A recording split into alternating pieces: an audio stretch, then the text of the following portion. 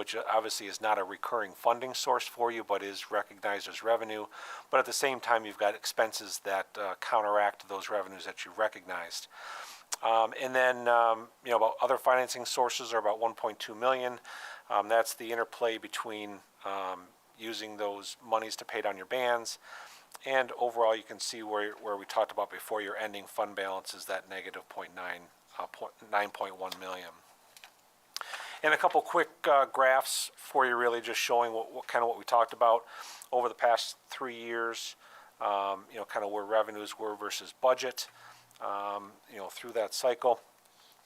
And then looking at the general fund expenditures to budget as well. You can see a little bit under from that perspective, kind of an up and down throughout the course of the past 3 years. And then general fund actual revenues and expenditures as well. You can see where those have fallen over the past 2 years. Again, relatively close, revenue to expenditures, so relatively break even each year.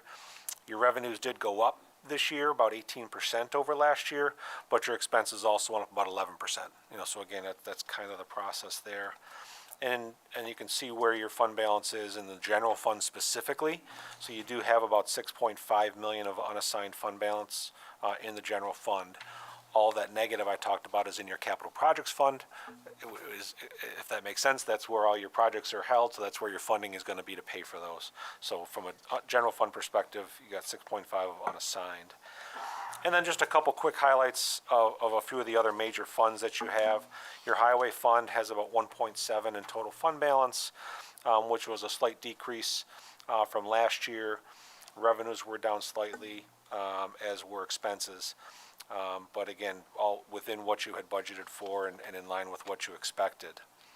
And the sewer fund has a fund balance of about 1.1 million, which was actually an increase of 13% over last year, primarily because of a significant decrease in expenses year over year, about 3%, revenue staying relatively flat. And then lastly, just a quick reminder of where we are with the American Rescue Plan funds, the ARPA funds. You did receive about 22 million over the past 2 years. You've spent you have about 16 million unspent at the end of 12/31/22, which, as you know, is earmarked for various purposes, but that's where you sit. And you've been utilizing the appropriate categories for recognition as you've spent those dollars, and reported accordingly to the federal government. And those filings are all on time. So any questions at all from the board? Anyone? Thank you. All right, thank you. All right, I'm going to make a correction. The open for business and the recycling are on the 26th, not this Saturday, 2 Saturdays coming up. So with that, we'll move on to public input. I do not have the list. All right, with public input, you have 3 minutes. You also, please state your name and address when you come up to the podium.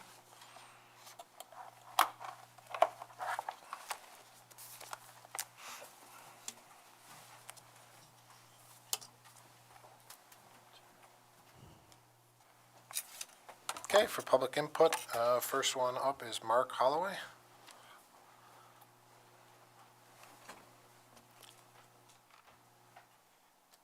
Hi, my name is Mark Haldo. I'm at 39 Schnackle Drive. I just want to talk about short-term rentals, Airbnbs. I know you guys are talking about doing some codes and things like that, but technically you already have codes. 235-8 in an R3 residential, it says no hotels, motels, or rooming houses. And in the actual occupied spaces that you say can have things done, there's absolutely nothing in there that says anything about Airbnbs, hotels, or anything like that. Also, Monroe County also collects hotel tax on Airbnbs right now. So they are considering them all as hotels. And anything under 28 days is considered a hotel. So to make new codes for something you guys already have in place just seems ridiculous to me. It's already there, it's already in place. I have one right next to me right now, and it has made my life miserable. I had 41 people come in and out of my yard in one day. I've had people trespass, park on my property. The owners don't want to do anything about it. So I'm kind of going back here on the town, because you already have, like I said, codes in place that you can stop these right now. Otherwise, I'm supposed to go to court for like $40,000 to try to stop this. And again, you already have this, in place with your, with your codes. I don't know what else to say here. But I've been a resident here for 50 years. My family's lived in the same house for over 100. And basically, if this goes through, that you're going to allow this Airbnb or Airbnbs in general, I can't put up with that, and I'm going to have to move. And it just seems ridiculous that you're going to put up, with people, investors that are taking over these properties and just not living in the town of Irondequoit at all, and let them allow to keep doing business, and the town residents are going to be the ones that are going to pay for all this. Is that time? No, but the alarm was going off the whole time you were speaking, but it wasn't to kick you out of there. I'm not sure what that was, so apologize for that. Like. Yeah. But again, like I said, you already have code on all this stuff. I don't know. We have rentals in our area. We only have 25 houses, and 12 of them are already rentals. So, I mean, there's going to be more rentals than actual homeowners in these areas, and it's not going to be a neighborhood anymore. We don't even know who's coming and going. We have strangers every 2 days. Their minimum is 2-day rental. So every 2 days we get new people come in, and those people bring new people in for parties, hangouts, whatever. And it's just very, very, it's a nuisance. And I know there's other places that have the same type of things like easements, things like that, because most of the places want to be on the water. So that's where they're all going to be. We have sent a letter from our lawyer to you guys. We've sent personal emails to you guys. Honestly, we really haven't heard back from almost anybody from here, so. Yeah, those are all being reviewed, so we can go through them. The letter from your lawyer was quite extensive, so. Okay, but like I said, as far as I'm concerned, you guys you've had it in there since like the 80s with no hotels, motels, rooming houses and all that, so. Okay, thank you, Mark. Okay, next up we have Tammy.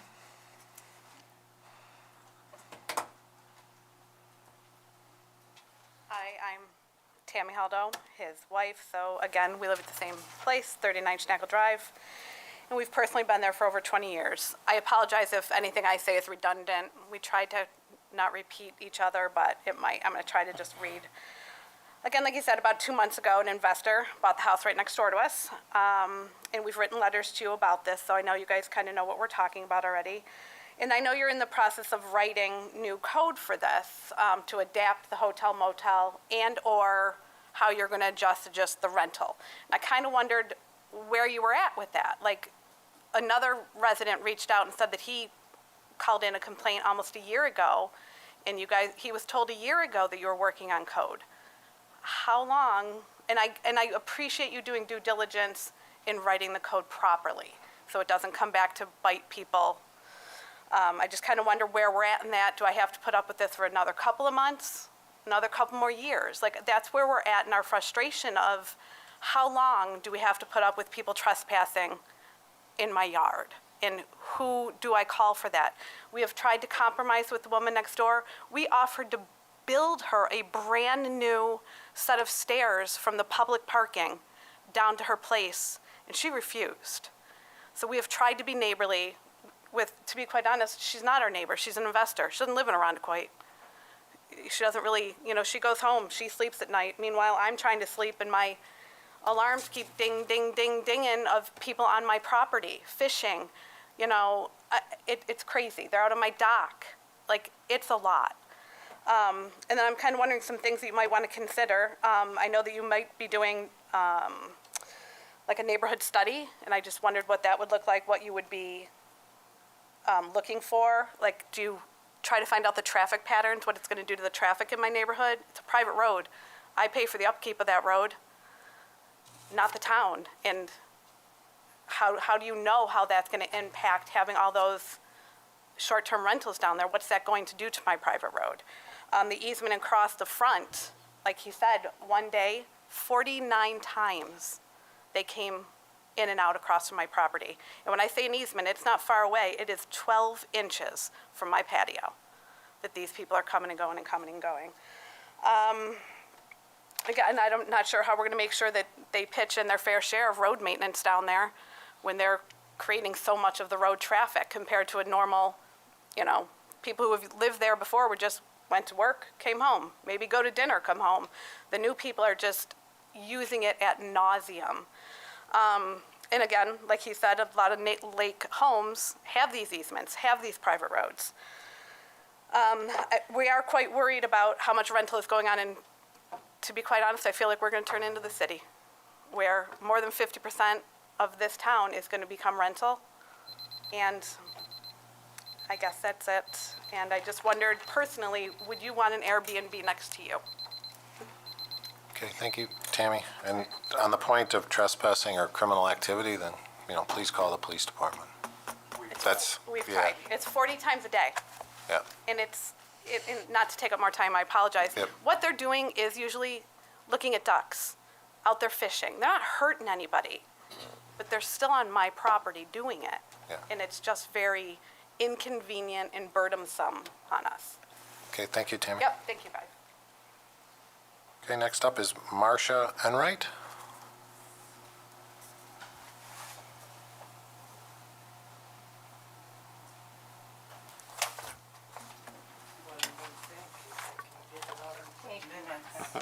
Yeah.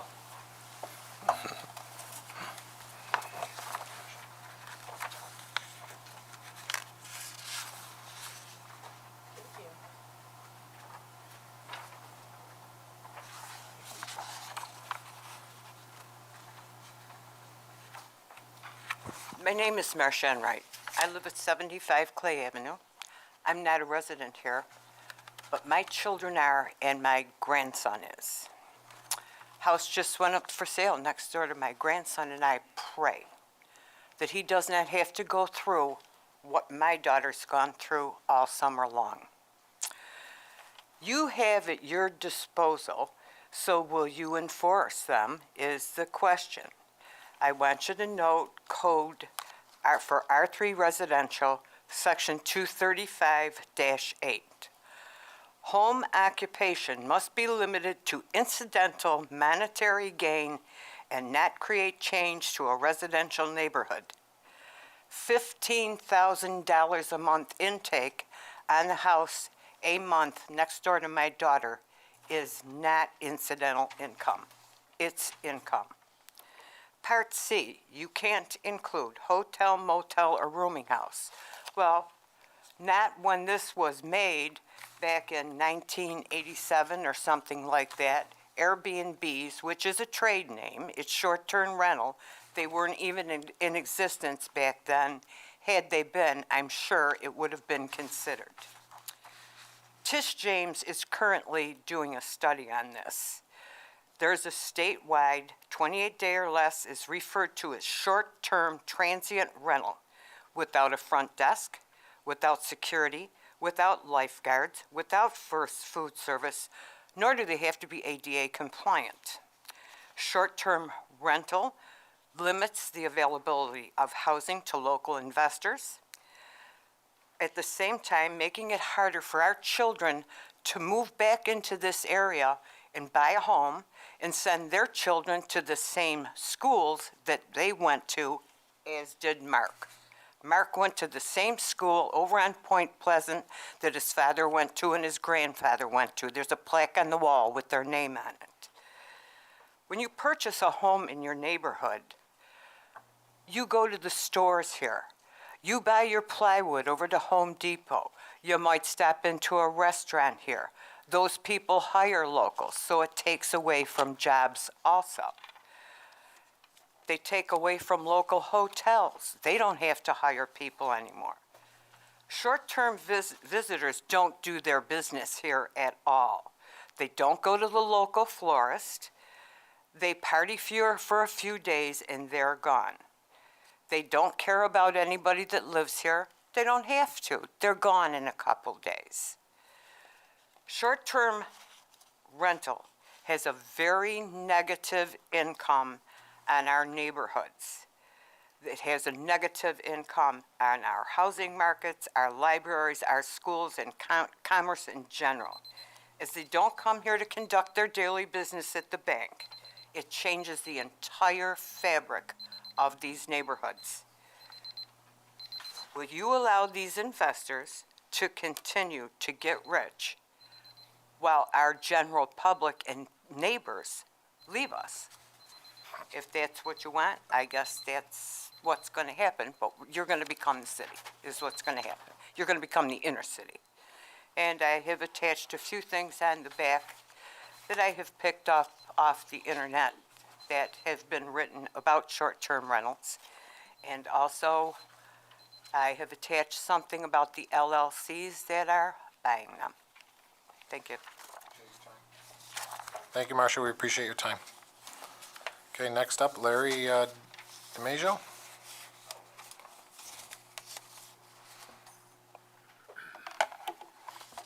Good evening. My name is Larry DiMaggio. I reside at 34 Delta Terrace. Before I address this evening's topic, I provided the clerk with reminders to each one of you of the upcoming free live stream of Election Crime Bureau Summit scheduled for tomorrow and Thursday. I thought more about the reasons why you individually and collectively as a board appear to have ignored or rejected all the evidence of election interference that I presented to you over the past several months, and I've come to the following conclusion. One of those reasons is that you all suffer from a condition that we all have inherited called spiritual blindness. The title of this presentation is Spiritual Blindness Part 1. Consider what God revealed to Israel through the prophet Isaiah 2,500 years ago. Does it apply to America today? Do the following words apply to our nation? A sinful nation, a people laden with iniquity, a seed of evildoers, children that are corrupters. They have forsaken the Lord. They have provoked the Holy One of Israel unto anger. They are gone away backward. Why should you be stricken any more? You will revolt more and more. The whole head is sick, and the whole heart faint. From the sole of the foot even unto the head there is no soundness in it, but wounds and bruises and putrefying sores.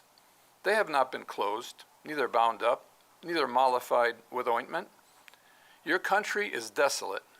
Your cities are burned with fire, Maui.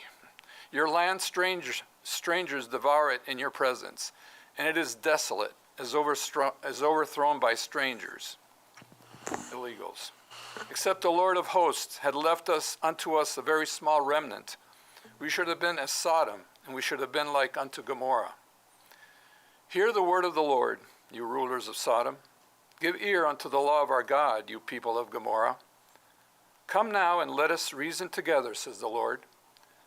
Though your sins be as scarlet, they shall be as white as snow. Though they be red like crimson, they shall be as wool. If you be willing and obedient, you shall eat the good of the land. But if you refuse and rebel, you shall be devoured with the sword, for the mouth of the Lord has spoken it. God in his word is telling all of us today, consider your ways if you want your nation to survive. Thank you. Thank you, Larry. Next up, we have Sasha Strickland. Sasha here today? Okay. Lisa DeLuise.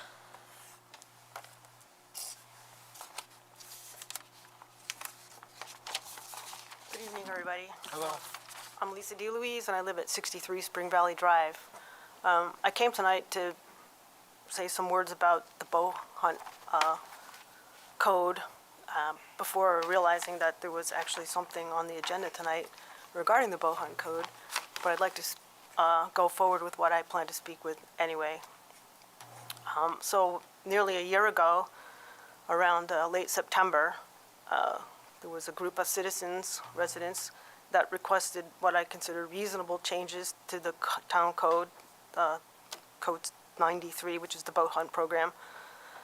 The code was established about 5 years ago, and it hasn't been, revised since, as you know, except for one thing that I do know. The language was changed to for a single hunter on a tiny piece of land to make his property come into compliance with some rules. And even that language was changed, that piece of property still doesn't meet the requirements technically, but that goes ignored. So in our lengthy request, some you may remember, I'm going to highlight some of the top priorities that the residents had. First was establishing a code of conduct for the hunters.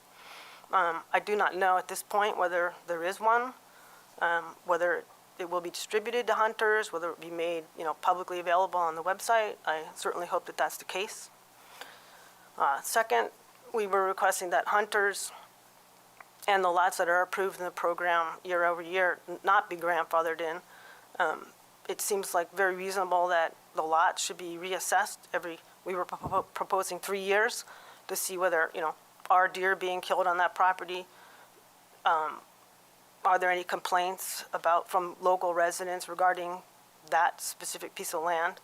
How many times deer need to be tracked off that land? I mean, these are just reasonable things one could consider to assess whether that property should be continued in the program or not. And regarding hunters, there are many hunters that want to come in the program, and I know for a fact, I've looked at the records, there are some properties where that are never hunted on, and perhaps there are hunters that are in the program that don't hunt. So it'd be nice to know whether, those that are approved, should they be continued or not. Others would like to join. 3 years test for their proficiency. I know to get in the program, you got to be proficient. People age, their skills may decline, so why not have a continuing proficiency test? And also, if residents have complaints about said hunters, maybe that might be something to consider as far as year to year, letting them in the program. The last, I hear the bell, tree stands. I know we've stood here before and debated whether tree stands should be taken up or down. Certainly, I think tree stands, I think you would agree with me that they should be blocked from public view. They should be hidden. How would you like to wake up every morning and look at a tree stand? So if a tree stand is erected on private land, that the owner lives at, and if it's out of view, fine. But if, citizens complain about an eyesore, there should be some legislation around that. And I know that there are eyesore statutes in place regarding vehicles. If you live at the property and you could park your commercial vehicle there, but you can't park a commercial vehicle on a piece of property that you own, but you don't live there. There's a similar sort of rule should be written around that. Lastly, there's a request from my residents that would like to know, how do we learn, when the board is going to vote on some changes? Like, honestly, maybe I don't know when the minutes get published, but I didn't look tonight, so I'm pleased to see that there is something on the agenda tonight. But is there any ways to get written documents regarding, requests for board changes? Is it? Okay, thank you, Lisa. We do have a resolution tonight. We have had a public hearing, which you spoke at, so I'm confused, but okay. We have Lynn and Amy, but I believe you had spoke about dogs, and we have a public hearing. Are you looking to speak at the public hearing, or is it something not related to the public hearing? Is Amy? Okay, so we'll add you to the public hearing. That's what you want to speak at, right?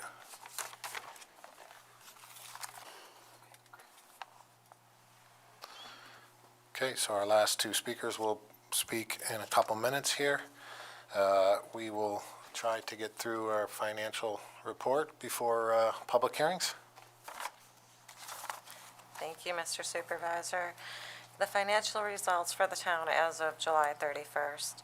The total expenses, actual as well as encumbered, are $24,389,000, or 56.1% of budget, which is slightly below the 58.3% of the year that has elapsed.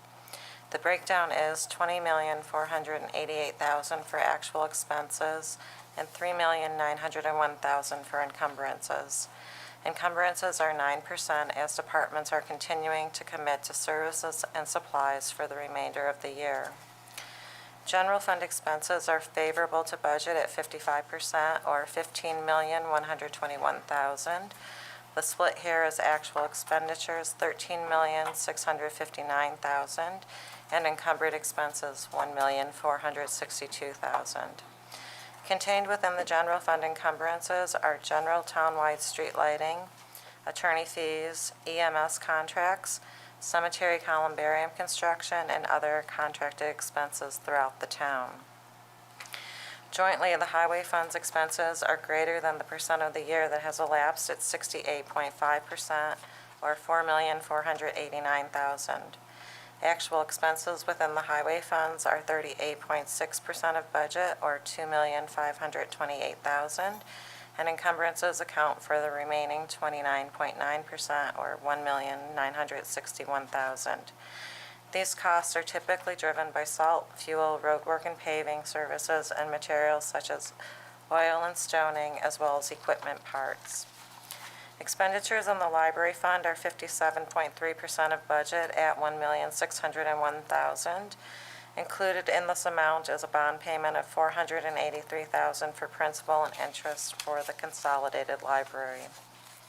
Sewer fund expenses of $2,065,000 equate to 47% of budget.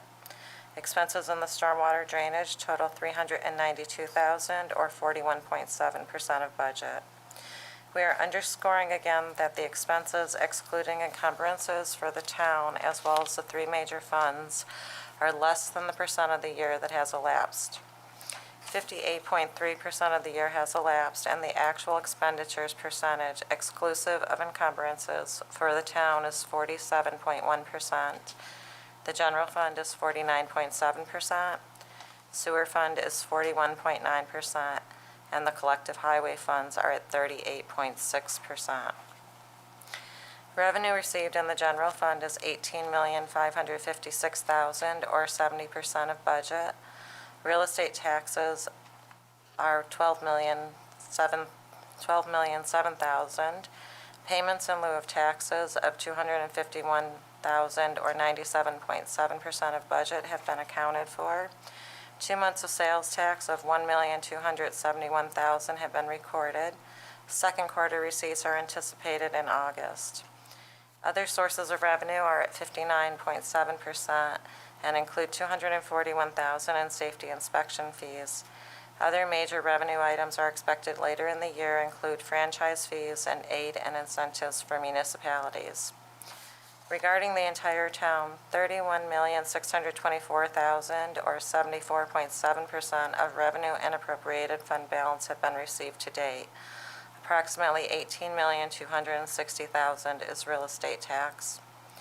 At the end of July, the library has received $2,759,000 or 98.7% of its budgeted revenue. 67.2% or $4,385,000 has been received in the collective highway funds.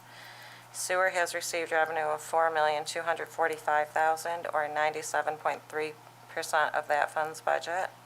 The stormwater drainage has recognized $882,000 or 99.4% of budgeted revenue. In addition, American Rescue funds of $22,455,000 have been received. Roughly $7,156,000 or 31.8% have been expended to date on various projects, including the McAvoy turf and other various playground retrofits, the columbarium construction, sewer and drainage improvements, and IT projects and equipment. This concludes the financial report for the month of July 2023. Thank you, Madam Comptroller. Anybody have any questions or comments? Well done, Madam Comptroller, and thank you to your whole department for the time that you spend with the Bonadio Group, too. Thank you. Okay, anyone else? Okay, I'll take a motion to accept. Moved. Can I have a second? Second. All those in favor say aye. Aye. Aye. All opposed say nay. Okay, this financial report has been accepted. Madam Clerk, it is now 7:35. Please call the first public hearing. Right. Public hearing number 1, on the matter of amending Town Code Section 79 of the Town of Irondequoit relating to certain domestic animals. Okay, motion to open the public hearing. Move. Can I get a second? Second. All those in favor say aye. Aye. All opposed say nay.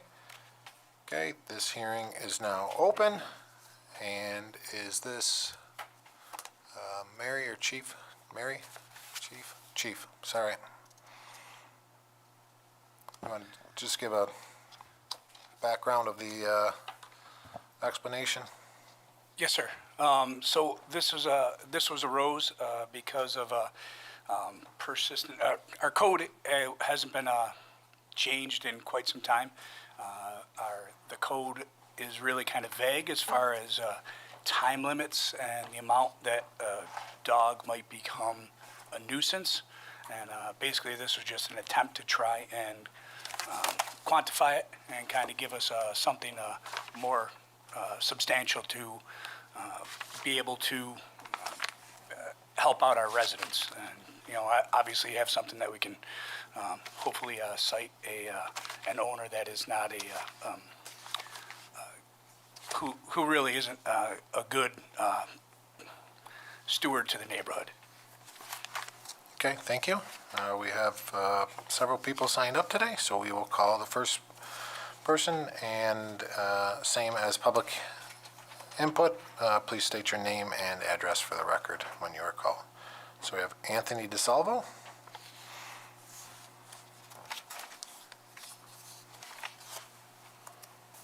Howdy, how's it going? My name's Anthony DeSalvo. I live at 102 Covington Road in the Parkside neighborhood. I have two dogs. We've lived at our neighborhood for about 20 years. I got wind of this meeting in at our unofficial Facebook page here in Irondequoit, and I did some research, and I wanted to kind of see what other towns were doing. And it seems like this legislation that's up for review or that you guys are voting on deviates way off base from what all of our neighboring towns do, right? Webster, Penfield, Brighton, they're all vague, but they don't have the specificity that we do.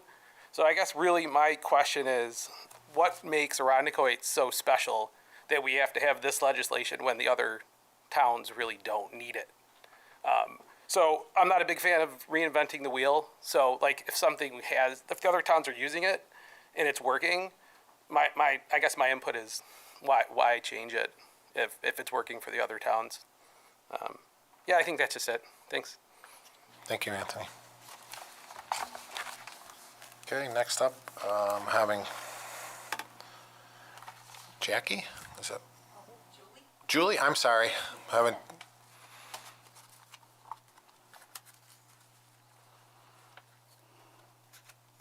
Hi, Julie DeRizio, 311 Ransford Ave. I want to talk about cats. It was kind of attached on the end here, and hardly anybody noticed it. And the actual proposal to the proposed change to the law is to strike out provisions allowing and requiring the animal control officer to trap and destroy cats that are accused of having damaged neighbors' property. And these are quite often cats who are, oops, this is not the sheet I need. It's about cats that what it says is that if you feed the cat, then it's your cat and you're responsible for its misbehavior. And this was written like a generation ago when trap, neuter, vaccinate and release was not a thing. But now it is a thing. And we realize now that these cats that were causing a problem were probably into mating behavior. And what they really needed was to be neutered. And now there's a whole community of people who are doing their darndest in the face of vet shortages to get this job done. And if they get neutered, they get released back where they were, they don't reproduce. And the colonies become smaller and smaller by attrition. And it just works so much better than removing animals and letting new ones move in and reproduce again. So, I'm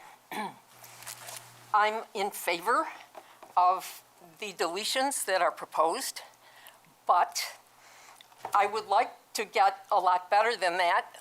And I know we can't do it tonight, but look, nobody wants more homeless cats having kittens in their yard. And most of us would prefer to have all the cats kept indoors. But this isn't going to happen in our lifetime because there's too many cats and not enough homes. And those cats that have not been socialized, they don't want to live in the house anyway. So I just found today, this afternoon, a new law that has been added to the existing cat law in the village of Brockport. And it's entitled Community Cat Program. And it would be a tremendous, tremendous benefit here in that it would be trapper friendly and feral cat friendly, and it would just do a better job of solving the problem than anything that we've been doing. And I have printed out some copies for you, if I may. Sure. And that's all I have. That's all I have to say. Thanks, Julie.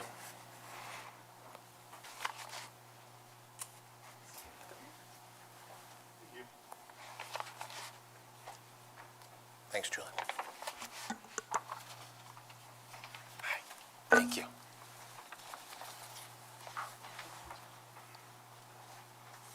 Thank you for your due diligence. Okay, next up we have Lynn Pertula.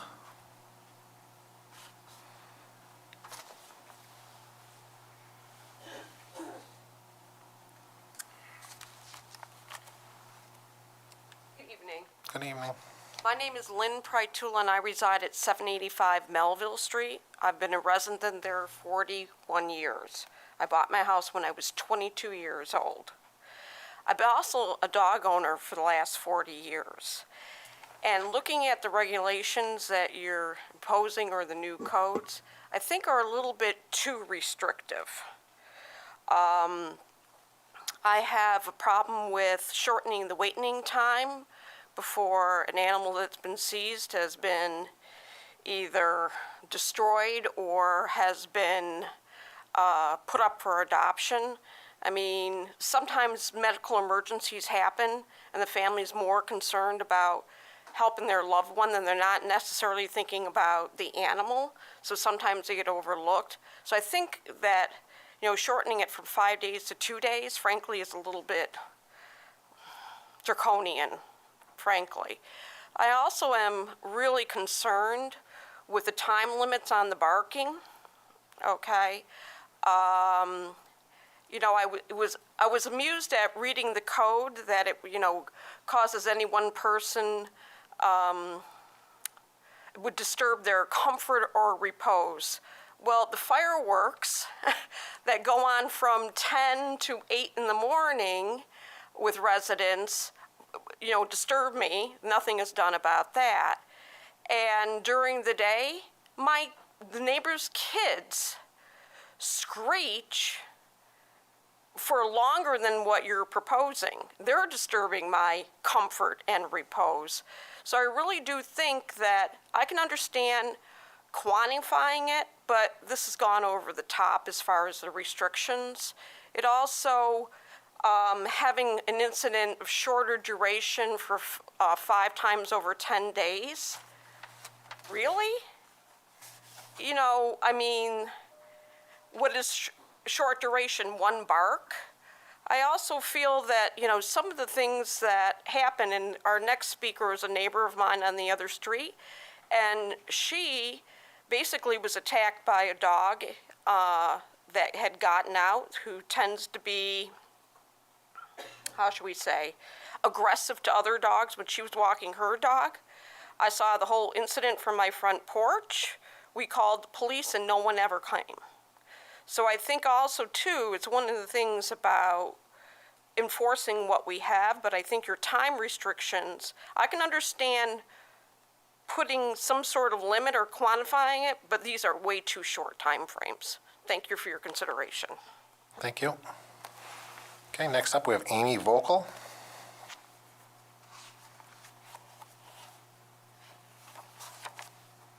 Hello, I'm Amy Vogel, and I live at 41 Clarington Street. I have lived at that address all my life, so I'm not going to say how many years. And I am a first-time dog owner. He's 2.5, and as Lynn mentioned, I was walking my dog on leash, and this dog came out, went after us. We got away. We were fine. Called 911. I didn't really expect the police to respond, but I also called animal control and left a message. And 2 weeks later, I'm still waiting for a response. So if you're going to be putting these regulations in for both dog owners and people who are disturbed by dogs, which I get, we need to be able to ensure there's enough staffing to support them. I also have a question that I'm just going to throw out there. One of the new code says it shall constitute a violation of this section if the howling or barking occurs continually and is audible beyond the property line on the premises. Does that mean if the dog's bark travels past my yard? Is that what that's saying? Because I need somebody to tell me how to fix that. I need somebody to tell me how do I keep that sound in my yard. I am thrilled, though, that it's going to take more than one person complaining, because some of us have that neighbor who will always call. And I am pleased with some of the changes, but there are a couple that just made me scratch my head and made my dog scratch his head. So, again, just keep the staffing available. I know animal control is just one person. I feel sorry for the guy. So, thank you for your time. Okay, thank you. So Scott is here. If anybody, you want to come up, Scott, and can I ask Scott some questions here? Anthony, I'll kind of comment on yours. From our separation from our town, I meet with supervisors on a monthly basis. Our dog issues in this town are 1,000 times what they are in other towns, from strays to drop-offs to other issues. So I think we are much different than what I'm hearing from other towns. So maybe that sheds some light on that. I deal with dogs way more than I ever thought I would with this position. So, all right. So Scott, from the board, there's, I didn't realize I had to sign up. oh, I'm sorry. All right. Well, come on up and give your name and address. I apologize. Is there anybody, before I let Scott after the speaker, is there anybody else? Okay, thank you. My name's Debbie Raimondo. I reside at 309 Mallard Drive. I not only own a dog, but I do rescue dogs, and I have several concerns about these proposed changes. One, I don't believe that any dog should be destroyed. There are plenty of rescue groups in the community that will take dogs, rehome them, find out if there's problems with a dog. No dog should be arbitrarily destroyed. So I think that should be stricken from the entire code, period. We don't have the right to decide that the dog is seriously a problematic dog that should be destroyed, that cannot be resolved with training issues or proper care. Secondly, several years ago, I had some people, to this day I have no idea who they were, who decided to keep leaving nasty letters in my mailbox stating that my dog was barking incessantly in the middle of the night. My dog sleeps in my bed. He never barked at night. He would have woken me up if he had. They continued this behavior, and to the point where they climbed my stairs at one point and pounded on my door and rang my doorbell at 3 o'clock in the morning, demanding that my dog was barking, which now that somebody was banging on the door and ringing the doorbell, he was. They filed a complaint against me. People need to be more realistic about dogs. We put up with people's children, with people's loud music. We need to be more realistic. The other thing is I have 50 stairs in the front of my property. By the time the Amazon driver pulls up, gets out, gets the package, comes up the 50 stairs, drops the package, takes the picture, goes back down, it can easily take 10 minutes, and my dog will bark while he's on my property. I expect him to. He's a good watchdog. Okay, thank you. Scott, So I think one of the concerns is the destroying of dogs. Can you just explain that? I mean, we don't destroy dogs like, Yeah, no, So- everybody hear me? Yeah. We don't make that determination. I've never destroyed a dog. The only time that that's happened is if there was a court proceeding and it was an issue that the court decided. But I personally don't make that decision. We do as much as we can to working with Lollipop and working with rescues to find homes for as many dogs as we can. That's where I'm at. I want to find a home. That's the ultimate goal. so, yeah, I mean, I think we have a great town for staff for dogs. I mean, we house many dogs here. We have people stop by, walk them. We have police officers take them out night after night. So I think we do a pretty good job with our dogs. So does any board members have additional questions that were raised by residents? Yeah, Scott, just tell us the process. Like, right now you have a dog there, right? Someone will call you, there'll be a stray running around, right? You'll go, Yep. obviously get it. Yeah, what'll happen? And, we talk about this, I think 9 times out of 10, if you don't hear from the owner, it's a dog that's been just dropped off, I believe, you know what I mean? Because if my dog's loose, I'm on the phone, I'm looking for it ASAP, right? So, yeah, just tell us the process now when you find a stray dog out there, what you do. Yep. What happens is we will get a call either from police or from a resident saying they found a dog. We'll go and pick it up. If the dog has identification on it, we will go and make any attempt to contact the owner and get the dog back home. If the dog does not have any identification, we will house it here. Right now we hold them for the 5 days. In the 18 years that I've been here, if within 2 days nobody's called, not to say that not, and I know someone had mentioned something about if a medical issue or something comes up. I do get phone calls from people, and if I'm willing to work with them, obviously if you have family member has a medical issue, take care of that first. Your dog will be here. We're not going to do anything with it. I'm not going to give it away. So we will hold on to it. And then after that process, they will go up for adoption either through Lollipop, or if we can find a rescue, we will work with them and find it a home. The New York state law is that a holding is a 24-hour period. So if a dog is picked up today is not day one. Tomorrow starts day one. So technically, if we're holding it for 5 days, we would be holding it for 6. And if we were holding it for 3, which is what we're proposing to do, we would still have it for 4. Which, as I say, I think that gives people enough time. And as John had mentioned, if I feel the same way. If my dog was missing, I'd be on the phone with anybody calling and crazy, and most people do. So yeah, within the 3 days, if no one's come forward, probably not going to happen. When that dog's in our possession, all costs are on the town, correct? So we've had closings of kennels, we've had closings of emergency hospitals. So the emergency is now in Buffalo. The closest emergency hospital is in Buffalo. Thankfully, we haven't had that issue, but if something were to come up in the middle of the night, it's a long haul. And we're $1,000 in before we even treat the dog. If they would even take us, I don't know. That's a whole nother process that we're working through. Okay. Anyone else have any questions? Yes, I do have a question for Scott. Scott, one of our speakers presented us with a program which is called the Community Cat Program from Brockport. One of the first things it talks about in implementation is trap, neuter, vaccinate, and then return. Is that something that's plausible that we should look in and amend the motion we have now to include? Yeah, based on our space and our resources. Yeah, right now our resources for cats are almost nothing. I don't know with that program if that would be something that the town would pay for to do, or if that goes with, like a rescue or someone would step in.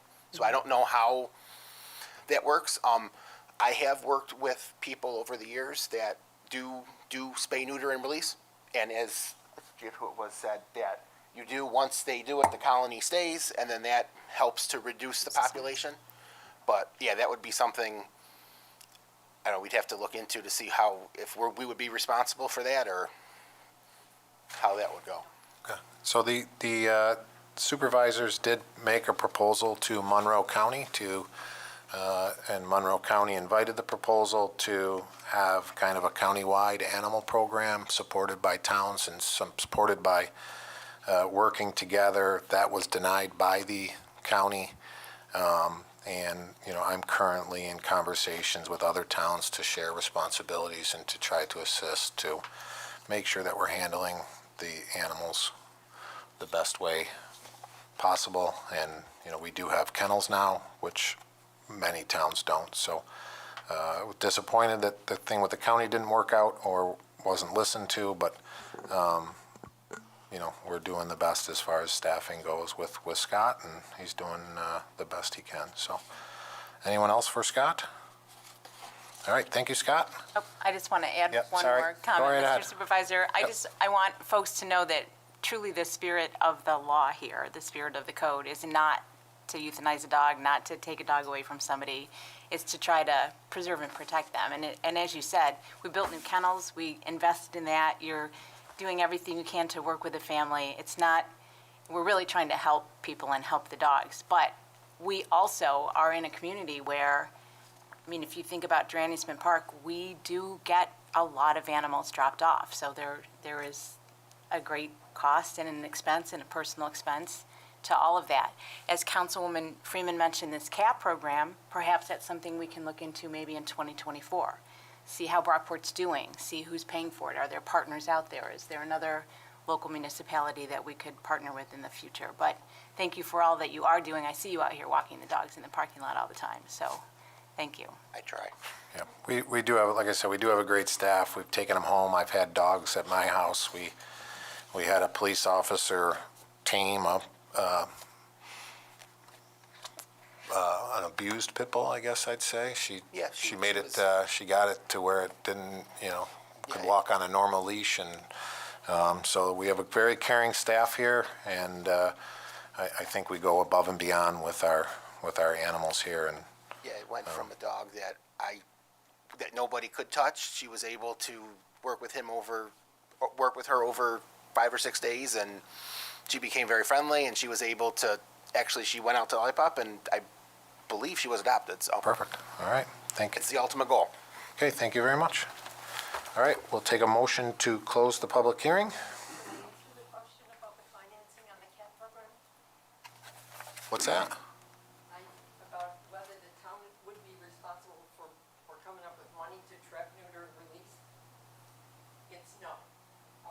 The law in Brockport is simply written in such a way as to, instead of threatening people who are feeding the cats in order to trap them with fines for that, it's made trapper friendly so that you can go ahead and do that, and that person can be allowed to feed the cat without fines, and then the volunteers, the residents, and the rescue groups would be doing the work and paying for the vet work. Okay, thank you. Thank you. It's nothing that couldn't be done like right now. Okay, thank you. Okay, motion to close the public hearing. Moved. Can I get a second? All those in favor say aye. Aye. All opposed say no. Okay, this hearing is now closed. We're going to vote on this tonight. Okay. We will, Madam Clerk, could we now move on to public hearing from board action item PH1? Thank. We're now. We're voting, yeah. We're voting. Yep. This is Resolution 1, amending Town Code Section 79 of the Town of Irondequoit relating to certain domestic animals. Okay, motion to adopt. Moved. Can I have a second? Second. Okay, would anybody else like to speak on this before we vote? Okay. All those in favor say aye. Aye. Aye. All opposed say nay. Nay, I've listened to what the public have said, and those were issues that I have, that we are being unrealistic with some of the requirements that we have. Thank you very much. This resolution has been adopted. We will now move on to the next public hearing. Public hearing number 1 from July. Public hearing was left open on the matter of granting a special use permit for 4348 Culver Road in the C Business District. Okay, we have a motion to open the public hearing. Moved. Can I get a second? Second. All those in favor say aye. Aye. All opposed say nay. Okay, this hearing is now open. We have no one signed up. Sal, if you'd like to speak. Thank you. Sal is representing Yes. Blue Palm. Sal Lee Chardello, attorney for Blue Palm Grill. Last month's meeting, I went in depth. We went through all of the special use permit factors, so I'm not going to, rehash and go through all those again unless this board feels like any more discussion on a particular factor is warranted. I'm happy to go into detail on that. I do have some updates on, progress we've made. So at the last meeting, I had a one-sentence handwritten permission from Parkside Diner for Blue Palm to park cars. We now have a formal parking agreement that I drafted in collaboration with the planning board attorney, and so it's a license for Blue Palm to use Parkside Diner's parking lot, and I did submit that to the town. And I do have a copy of it with me here today if this board would like to review that. In addition, on August 7th, we went to the Zoning Board of Appeals and we received an area variance which allows Blue Palm to provide the seating that they desire with the on-site parking that's there now.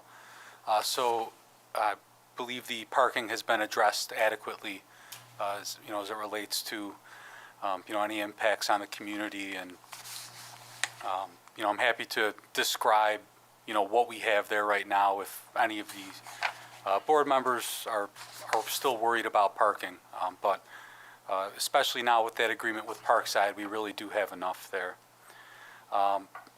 Supervisor Fitzpatrick, you had asked about the Department of Health and whether that was compatible with this application.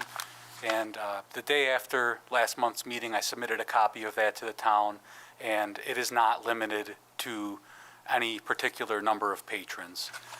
Based upon my review, I believe that it is compatible with the use that the Blue Palm is proposing. There was a member of the public that spoke out. He was a neighbor on Mary Knoll Park. He raised several issues. I think the primary one was parking.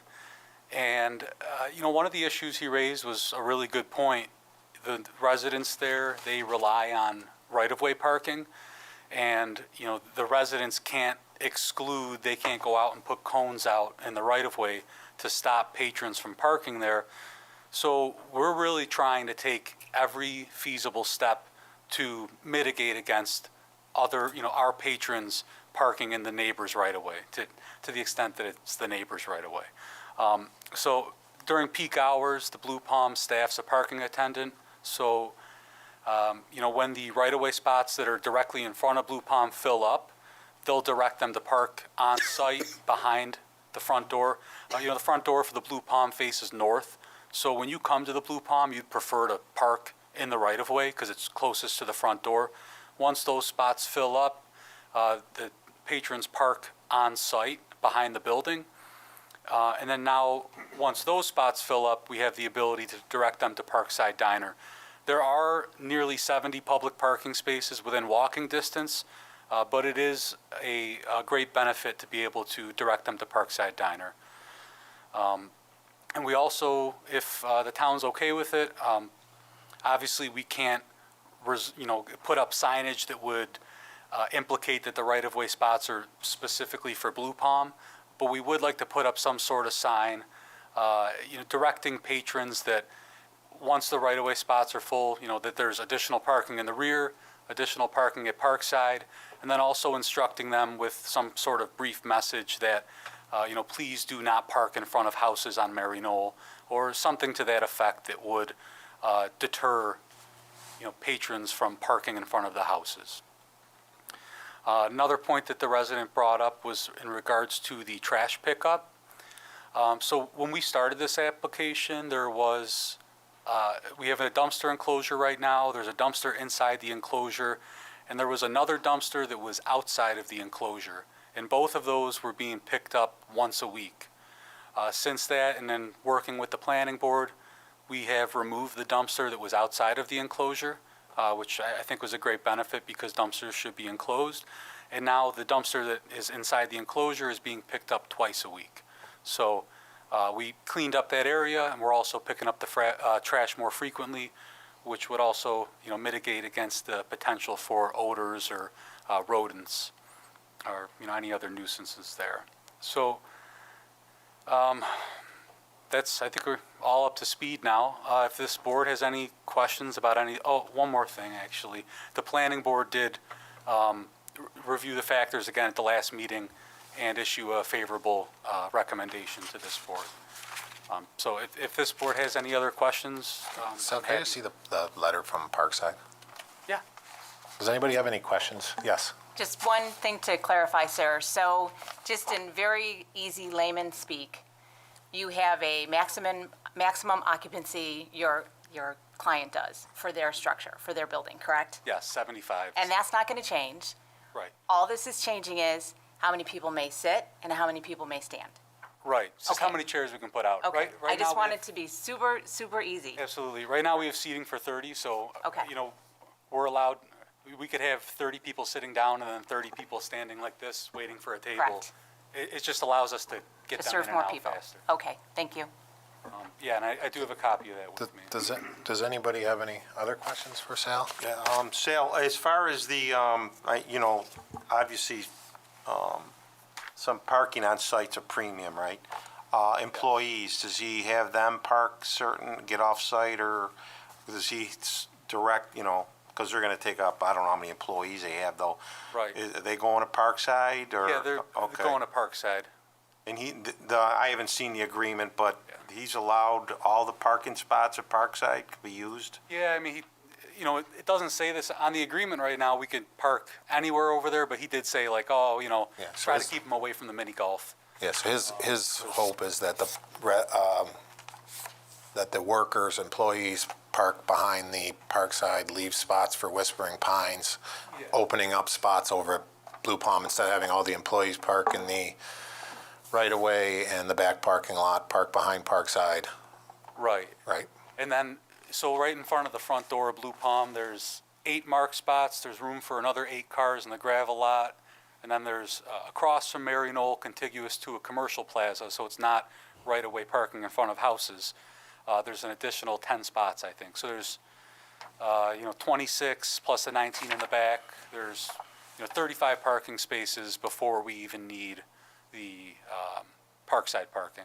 And some of the parking in the back might be used by the, like the smoke shop next door, so. Okay. But. Okay, thank you. Anyone else? All right, we do have Kate from Labella here. Kate, we want to make sure that a big question was process. Make sure we're in the right order with planning board, zoning board. Do you want to just mention that real quick, that we are? Can you hear me? Yep. Okay. Kate Powers, Labella Associates. So as you all know, a bar restaurant with 30 or more seating requires a special use permit issued by the town board. You all referred that application to the planning board. They had reviewed that, and then you had re-referred it to them for some more substantive comments. They responded with a resolution.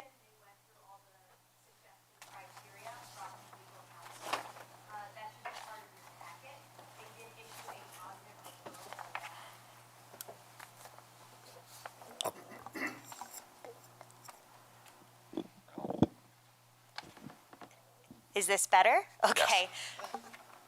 Okay, I'll start over. So, as you all know, there's a special use permit before you all for a bar restaurant with 30 or more seating in a C district. It requires a special use permit granted by the town board. And you all referred that to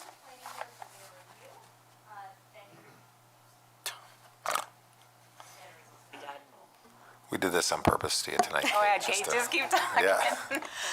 Take three, okay. Special use permit, bar restaurant, 30 or more seats in a C district to be reviewed by the town board. It was referred to planning board twice. They went through all these suggested criteria provided by legal counsel.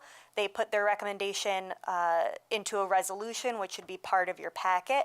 They issued a positive referral for the special use permit. They also went, as was mentioned by the applicant's representative, they went to the zoning board of appeals for a parking variance. On site, they did not meet their parking requirement. They went before the board, pled their case, and the zoning board felt that it was appropriate to grant them that parking variance, and the number of spots on site were appropriate. From there, it is back to you all to determine if this is an appropriate use or not. As you all know, for each district, there's a list of permitted uses. There is an assumption that all of those uses are compatible in that zoning district. On the flip side, there are prohibited uses, and there's an assumption that those uses are not compatible in the district. When you're looking at a special use permit, this is on a case-by-case basis. So it's a use that may be compatible, maybe it's not compatible. You look at this use specifically, this site specifically, et cetera. So it's before you now. And nearing the last step for the applicant, this will go to the planning board for site plan review. Once that is signed off on, then they should not have a problem. Once they meet any conditions of the site plan review, then there should be no problem for the applicant moving forward with their business. Okay, thank you. Does anybody have any questions for Kate? Not a question, but can I just clarify one more thing? And so, Kate, not all along this journey, but many stops along this journey, the public has had an opportunity to come and provide public input at public hearings, correct? Yes. So the zoning board of appeals was a public hearing, and the planning board hearing also allowed for public input. Perfect, thank you. So in the land of Facebook, you get a lot of misinformation, you get anger, and you get everything else. So a couple things that everybody needs to be aware of is that there is no opportunity to close down Blue Palm. So when we hear complaints from neighbors that the bar is, not good for the neighborhood, it's not good for that, it's a permitted use, it's there. There's nothing that we decide tonight that would close Blue Palm. It's there. And I think it's a little bit misleading when you say, the change of the intensity. There's going to be, I assume on a good night in there, there's going to be 75 people in there, whether there's 60 seats or 30 seats, right? So the intensity's not technically changing in this instance. It's just a matter of whether or not some people are sitting or standing. And I think we can argue all day long about what's better for the business, whether you want people standing and drinking more than they're eating, or if you want people eating, but that's not for us to consider in this, right? So I personally wouldn't want, everybody eating, because booze brings in a lot more money. So, but that's just me, but that's not in consideration for us. And in favoritism, and people that were in favor of this too, why are they trying to close down the Palm Grill? That was never an option here. This is all determines about how many people can actually sit inside the restaurant. Still only allowed 75 people total in that restaurant. Whether or not they push the tables over to the side and have everybody standing, or they have everybody sitting at 68 seats or whatever they're asking for. So I just wanted to clarify that, because a lot of the complaints were about the bar itself, and the bar is there. It's, whether we vote yes or no tonight, the bar is going to be there tomorrow. And you can debate whether or not living next to a bar is favorable or a negative. I would assume we could find somebody that wouldn't mind walking next door to a bar every night, and then you got somebody that does not want it anywhere near them. So I just wanted to clear that up. Anybody else have anything to say or questions for Kate or anyone else? For Sal? All right, with that, I will take a motion to close the public hearing. Moved. Can I get a second? Second. All those in favor say aye. Aye. All those opposed say nay. Okay, this hearing is now closed. We'll move on for a vote. Madam Clerk? Resolution 1, granting a special use permit for 4348 Culver Road in the C Business District. Okay, motion to adopt. Moved. Can I get a second? Second. Okay, last chance. Anybody on the board wish to speak or I make just comment? want to make a little comment. I think I was glad to see that the park side did allow some more parking. That made a big difference as well, too. And it's going to remain to be seen if they're going to be a good neighbor. And I assume they were going to be a good neighbor to take things into consideration if they do get any complaints in the future. Just be a good neighbor down there and take things, work with the neighbors if there are some complaints. And you said there's going to be a parking attendant, hopefully to direct people, or whoever will be there to direct people, so. Yeah, like Friday, Saturday. Okay. Like during peak hours. Okay, very good. They're not usually that busy. Yeah. Okay, I would like to say also, they feel like the applicant and the applicant's representative, I mean, they did the extra effort to go to neighboring businesses to get cooperative agreements amongst the neighbors there. And, I think that's a nice business network over there. For them to, work this out amongst themselves is, commendable and appreciative. I agree, Peter. I wish that more of those who come before us will work with neighboring business owners to try to solve some of the problems so that we can continue to have profitable businesses in our community. Yeah, so, thank you to Blue Palm for actually going through the process and doing all the applications. It's a tedious process. Some in town don't want to do it, and Blue Palm chose to do it. Other businesses, stepped up. Every business is valuable here in town. There's no business that's more valuable than the other, and any way that someone can help to make those successful, I think we all benefit for. So hopefully, Blue Palm and the neighborhood can come together and find a solution to some of the disagreements that arise, and cutting down on the number of incidents would go a long way to help Blue Palm with their neighbors. So in return, hopefully the neighbors down there are supportive, and if Blue Palm's doing well, then I hope they recognize that as well. So with that, we'll take it to vote. And so all in favor say aye. Aye. Aye. Aye. All opposed say nay. Okay, this resolution Mr. has... Supervisor, can Yep. we have a roll call, please? We sure can. Yep, we will start to the right of me. Mr. Councilmember Weiner. Aye. Okay, Supervisor Fitzpatrick is an aye. Deputy Supervisor Perticone. Aye. Councilmember Romeo. Aye. Councilmember Freeman. Aye. Okay, this resolution has been adopted. We will now move on to meeting minutes. Approval of minutes, July 11, 2023, the workshop meeting. Okay, motion to accept. Moved? Can I get a second? Second. Okay, anybody have any questions? Anybody have any questions or comments on the minutes? No. Okay, all those in favor say aye. Aye. All those opposed say nay. Okay, these minutes have been adopted. Next set of minutes. July 18, 2023, the regular town board meeting. Okay, motion to, Moved? okay, we've already moved it. Can I get a second? Second. Okay, any questions regarding these minutes? Okay, all those in favor say aye. Aye. All opposed say nay. Okay, these meetings, okay. These minutes have been approved. Ask Madam Clerk just to make note of record that Councilmember Freeman is no longer able to join us for the rest of the meeting. Okay, with that, we'll move on to items for board action. Madam Clerk? Okay, item number 2, authorizing the appointment of an assessment clerk. Okay, motion to adopt. Moved? Can I get a second? Second. Okay. Linda? Thank you, Mr. Supervisor. This first resolution is to appoint Joan Woodruff as an assessment clerk. Joan has worked in the assessor's office since 2020 as an office clerk 4 and has taken the Monroe County Civil Service Exam for assessment clerk. She's ranked number 1 on the certified list. She's been performing many of the duties of an assessment clerk, and Amy would like to promote Joan to this title. Okay, thank you. Amy, would you like to add anything? I would. Thank you, Mr. Supervisor.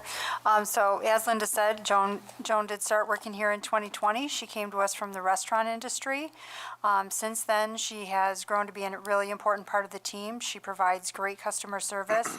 She has learned all the new skills that we have asked her to learn efficiently, and she's a great researcher. We call her Investigator Joan when we need a problem solved. We put her to the task, and she usually comes up with a solution or the answer.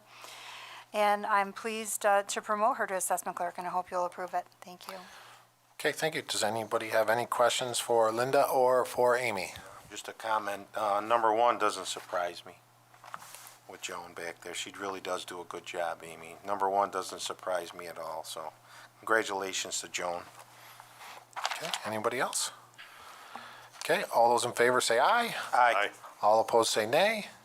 Okay, this resolution has been adopted. Joan is not here, but congratulations to her, and look forward to her continuing her work in the assessment office. Next item. Item number 3, authorizing the appointment of a provisional dispatcher. Okay, motion to adopt. Moved. Can I get a second? Second. Okay, Linda? Thank you, Mr. Supervisor. This next resolution is to appoint a provisional dispatcher. Due to a promotion, there is a vacancy in that department. There's no civil service list available, so we posted the position, and the interview committee, consisting of Tom Albert, Matt Smith, and Andrew Foley, selected Robert Losi. He will need to participate in the civil service exam when it's held and must score within the top 3. Okay, thank you. Mr. Albert, would you like to speak? Thank you, Mr. Supervisor. Tonight we bring in Robert Losi, who is a lifetime member here in the town of Irondequoit, where he raised his family. Robert comes to us with over 20 years' experience of dispatching and administrative services that he's done throughout his years and his careers. Mr. Losi is also a volunteer firefighter with the Ridge Culver Fire Department, and also currently a volunteer fire association member with the Ridge Culver Fire Department. Thank you. Okay, thank you. Anybody have any questions for either one of our presenters? Okay, all those in favor say aye. Aye. All opposed say nay. Okay, this resolution has been adopted. We do have Mr. Losi in presence tonight. If you'd like to stand up, if a round of applause, and welcome to the town of Irondequoit. Thank you very much. This resolution, sorry, go ahead. Sorry. You're all right. Item number 4, authorizing the appointment of a provisional fire marshal. Okay, thank you. Motion to accept? Moved. Can I get a second? Second. Okay, Linda? Thank you, Mr. Supervisor. This resolution is to appoint a provisional fire marshal to fill the vacancy in that department. The civil service list is not viable, so we're not going to use it. This position has been posted for several months, and the interview committee, consisting of Mary Werner and Greg Merrick, have recommended we hire William Lang Jr. as our new fire marshal. He will also have to take the fire marshal exam, which will be held on October 21st, 2023, and must score within the top 3. Okay, thank you. Does any of the board have any questions or comments?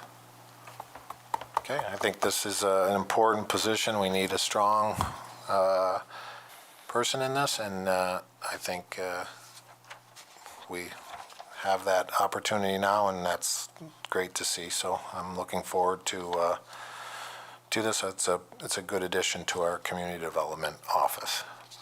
So all those in favor say aye. Aye. Aye. All opposed say nay. Okay, this resolution has been adopted. Please welcome and stand up for recognition, and we will give you a round of applause. Thank you.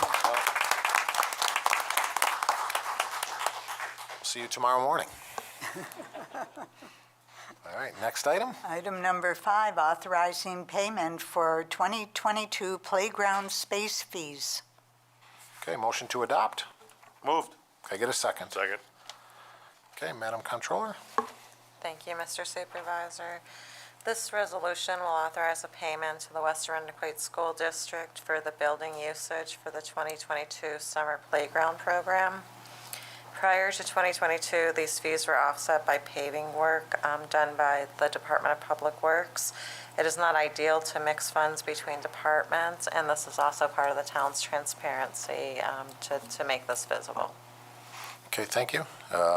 This came as a surprise to many of us here when we met with West Irondequoit. It was not in our budget, and it was not known to our rec department that we actually paid fees for our summer camps to West Irondequoit. So this will be in our budget for 2024, and again, brings transparency to where our money is coming in and out of. That change is being made in 2024 budget. Anybody have any questions or comments? I just want to say thank you, Mr. Supervisor and Comptroller, for doing that, for making things more transparent, and for helping us help residents understand where their money goes. Absolutely. Very important. Thank you. Okay, anyone else? Okay, all those in favor say aye. Aye. All opposed say nay. Okay, this resolution has been adopted. Next item. Item number 6, authorizing the annual audit of the town courts. Okay, motion to adopt. Moved. Can I get a second? Second. Okay, Madam Comptroller. Thank you, Mr. Supervisor. This is an annual audit, or an annual resolution to accept the court audit. This resolution would accept the 2022 court audit, which was performed by the Bonadio Group. This is required by the New York State Office of Court Administration. Okay, anybody have any questions or comments? Okay, all those in favor say aye. Aye. All opposed say nay. This resolution has been adopted. Next item. Item number 7, authorizing transfer of funds from budget account conference training to the account capital expense account. Okay, motion to adopt. Moved. Can I get a second? Second. Okay, Sally? Thank you, Mr. Supervisor. We are simply asking the town board to allow us to transfer some money from our conference training into the capital expense account to pay for an unexpected cost with our JCAP project in the amount of $750. Okay, thank you. Anybody have any questions or comments? Okay, all those in favor say aye. Aye. All opposed say nay. Okay, this resolution has been adopted. Next item. Item number 8, authorizing the town's bereavement policy for non-represented employees. Okay, motion to adopt.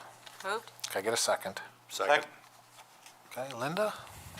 Thank you, Mr. Supervisor. This resolution is for a change in one of our personnel policies for our non-represented employees, specifically our bereavement policy.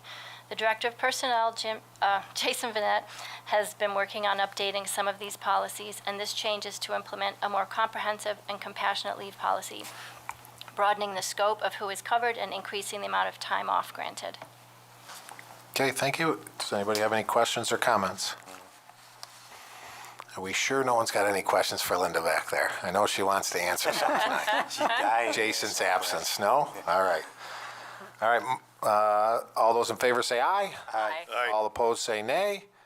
Okay, this resolution has been adopted. Next item. Item number 9, adopting a leave donation policy. Okay, motion to adopt. Moved. Can I get a second? Second. Okay, Linda, last one. Thank you, Mr. Supervisor.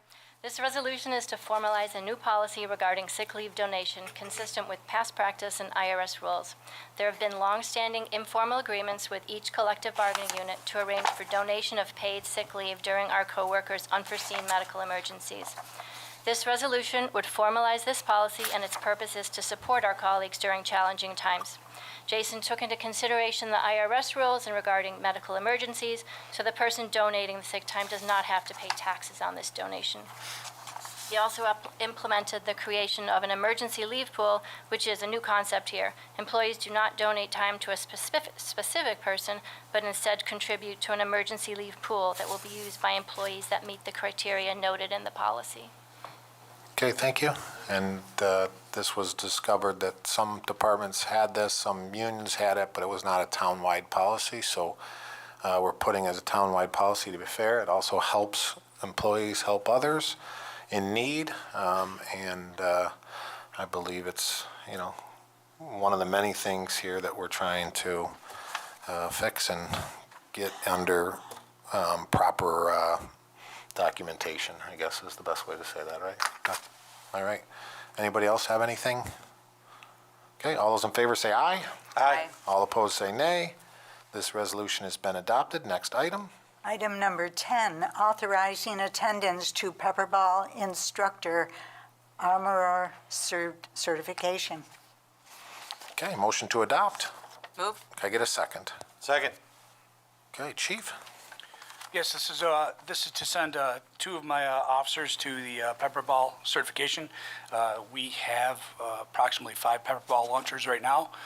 It kind of gives us a long-range impact tool to be able to use as far as a non-lethal tool, and gives us a lot more chance to use non-lethal force. So just send a couple of our guys to be armors, and so that we can bring the training back to the whole department. Okay, so if I'm hearing that correctly, we do have Pepperball stuff now, we're just not trained on them? Yeah, correct. Okay. Our certification is, they kind of went by the wayside, and I would like to change it. Kind of gives us a long-range impact instrument.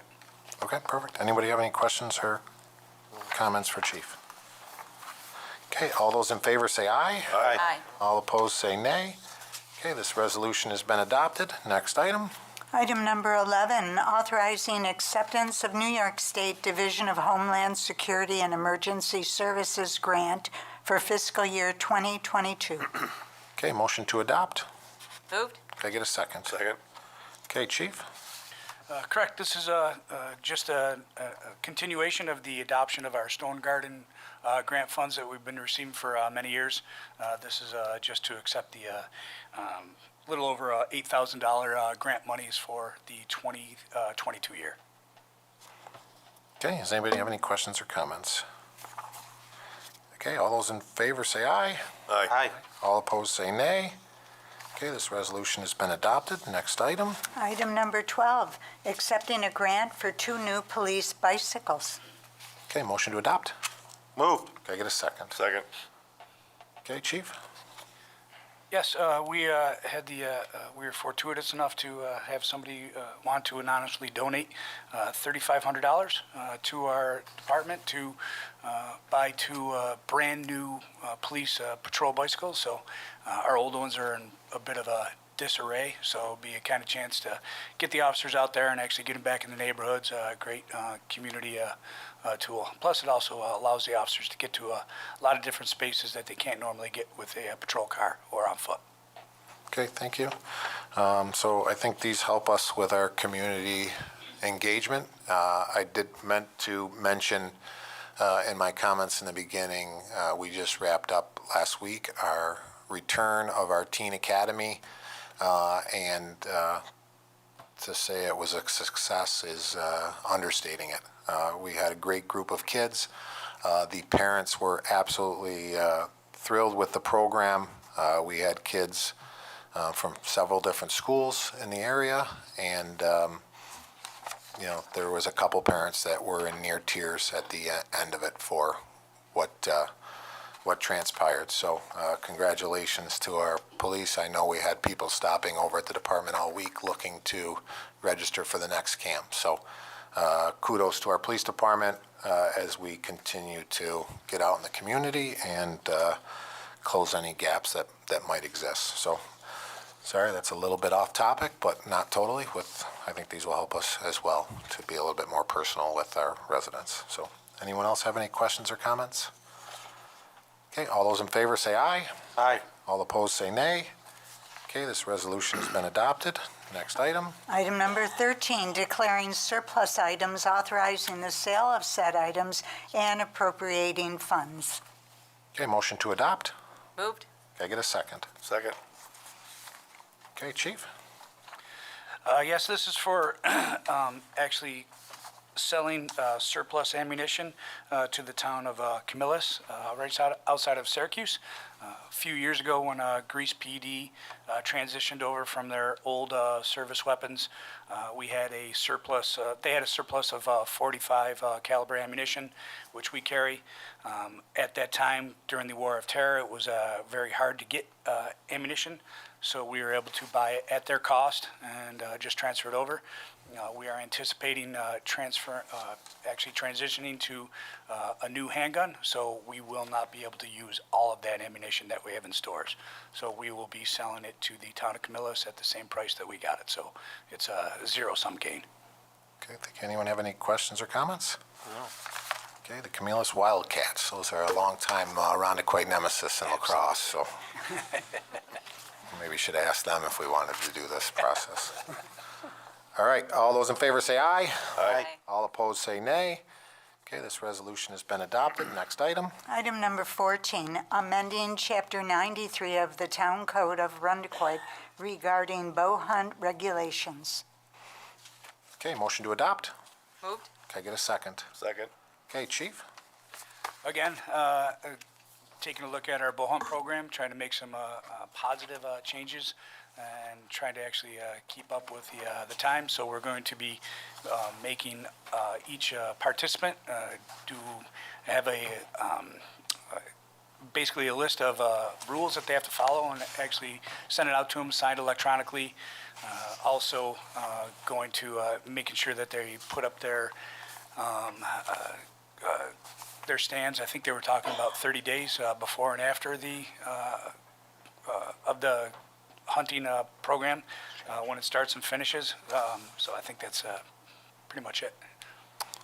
Yeah, so as our speaker said earlier, this has not been adjusted for 5 years. We listened to residents. We took in changes. We made several changes that they requested.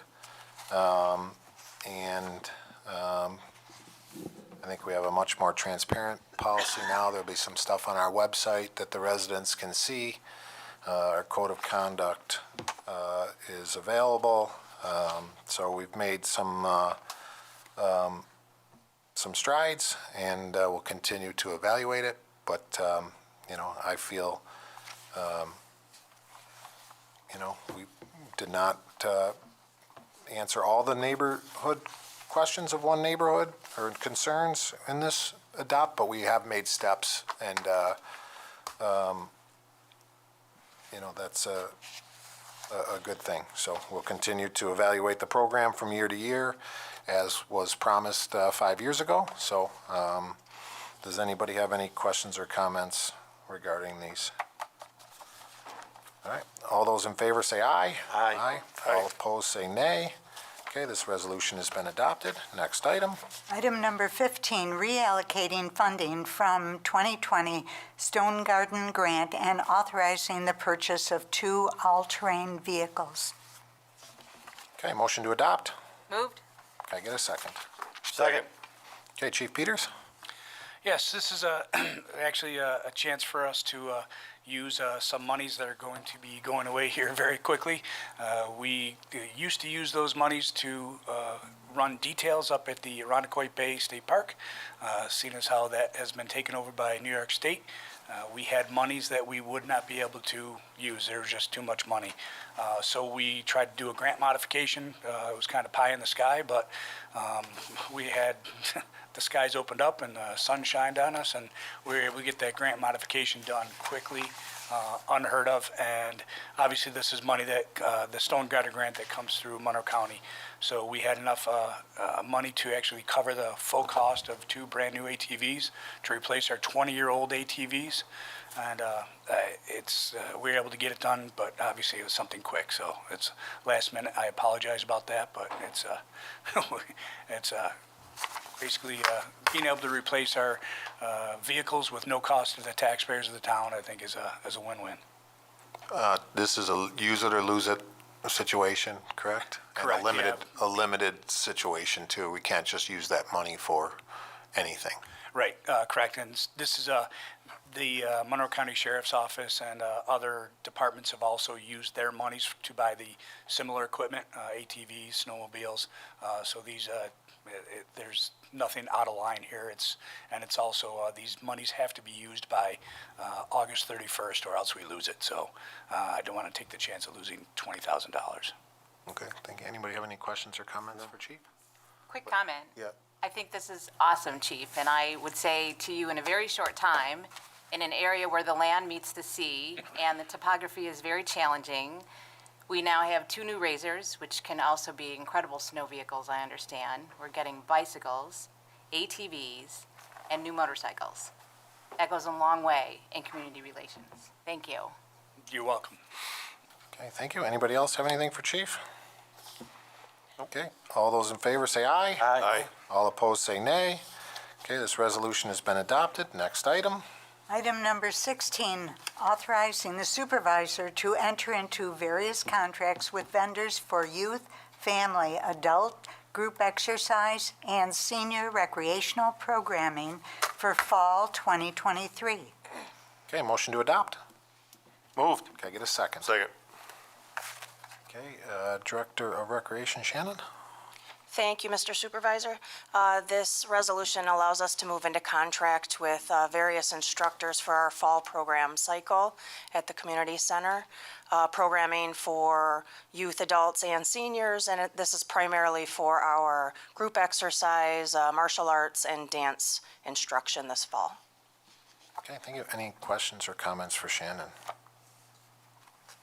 Okay, all those in favor say aye. Aye. All opposed say nay. Okay, this resolution has been adopted. Next item. Item number 17, approving request by Swan's Market for Farmers Market Oktoberfest event. Okay, motion to adopt. Moved. Can I get a second? Second. Okay, Director of Recreation, Shannon? Thank you, Mr. Supervisor. This resolution will allow us to move forward in partnership with Swan's Market, who will be providing the responsibility and oversight of alcohol sales for our upcoming Oktoberfest-themed farmers market on September 7th. Okay, any questions or comments for Shannon?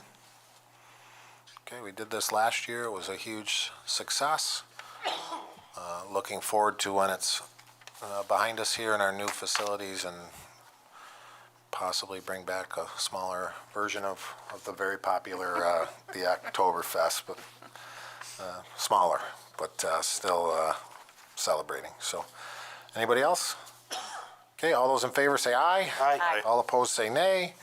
Okay, this resolution has been adopted. Next item. Item number 18, approving the special event license for the Rochester Triathlon 2023 New York State Championship. Okay, motion to adopt. Moved. Can I get a second? Second. Okay, Madam Clerk? Thank you, Mr. Supervisor. This is an event that has been held many times. It's very popular. It's going to be held on Saturday, August 26th from 4 a.m. to 2 p.m. And the members are contacting the affected persons, and I have all the approvals in. So they've been doing this for years. This year just is a state championship level race. All right, well, I see them practicing all the time down there, and if you're around on that date, I suggest you go and watch. It's a pretty fun event to take in. Amy, your dad's not doing it anymore, I'm sure, right? He was a big triathloner back in the day before it was cool. So, but yeah, a special, pretty cool event, and cool that it comes through our town. So, all those in favor say aye. Aye. All opposed say nay. Okay, this resolution has been adopted. Mr. Supervisor, Yes. will you be there to kick it off? Yeah, I would, 10 years ago, I would participate in it, but, yeah, and they start early, so I might miss the swim and half the bike ride, but I will get over to the end of my street to take in some of the bike and run. So, yes, as I sit on the beach on a Sunday morning and watch, I'm quite jealous that I'm not able to do it, and at the same time, pretty glad that I'm not out there doing it, so. All right, next item? Item number 19, approving the special event license for the Point Pleasant Firemen's Association Sportsman Raffle Number 30. Okay, motion to adopt. Moved. Can I get a second? Second. Okay, Madam Clerk? Okay. This is an event that we have held often. The Point Pleasant puts on this raffle. Asked last week, I didn't have the proper answer, but I have spoken to the people at Point Pleasant. They give out gift cards, and the gift cards go to a sport store where they can use it. They can't turn it in for cash, but those were the question that prizes, was asked last week. So that's where what they raffle off. And this also has been held, it's very popular. It's going to be held this year on Saturday, September 23rd at Point Pleasant Firehouse at 55 Ewart Avenue from noon to 5 p.m. Okay, great. Sounds like a great event and a good group to support here in town. So, anybody have any questions or comments? Everyone's questions were answered from last week. All right, all those in favor say aye. Aye. All opposed say nay. Okay, this resolution has been adopted. Next item. Item number 20, approving the special event license for the National Center for Missing and Exploited Children's annual ride for missing children. Okay, motion to adopt. Moved. Can I get a second? Second. Okay, Madam Clerk? Okay. So this is also an event that we have done several years in a row. It's going to be held on Friday, September 15th. And it was postponed from June. They were going to do this. And now it's going to be held in September. And it's a wonderful event to help raise funds and make awareness of this problem. Okay, thank you. I've seen this come through town. It's pretty cool to watch come through. So, anybody have any questions or comments? Okay, all those in favor say aye. Aye. All Aye. opposed say nay. Okay, this resolution has been adopted. This concludes our regular town board meeting of August 15th. Our next meeting is a workshop meeting on September 12th, 2023, 4 p.m. here in the Broderick Room. And our next town board meeting is September 19th, 2023, at 7 p.m. here in the Broderick Room. Can I have a motion to adjourn? Move. Can I get a second? Second. All those in favor say aye. Aye. All opposed say nay.